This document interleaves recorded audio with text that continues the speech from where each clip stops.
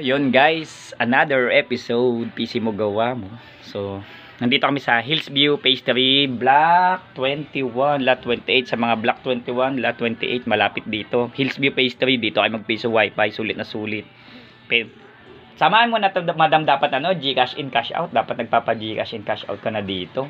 Para one-stop shop, no? So, yun, may piso wifi sila. Ayan. Alam ko pong Pangasinan pa yung kanilang piso wifi. Ginawa ko din to before. Siguro a year ago. O basta lagpas 1 year. Yun. So, ang sira lang naman coin slot replacement. So, yung pinalit na coin slot, from yung lang, yung flat lang, yung walang anti-hook yan. With anti-hook na siya. So, yun, okay na po siya. So, yun, sunod po ay papunta kami ng Timalan Concepcion sa may dagat Aplaya. So, yun.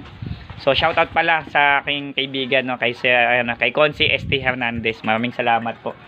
So, doon sa pagpapagawa ng piso wifi nung isang araw. Hindi ko na masyado binidyo kasi nga sa dami din po ng gawa.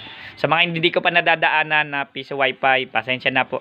Magkakatop na rin po kasi magagawa muna ako ng lettuce. Yung aking lettucean. Kailangan magawa ko na po within this week para makapag-focus na po ako sa inyo. Okay po, PC mo gawa mo. Don't forget to subscribe. Maraming salamat po. Okay po.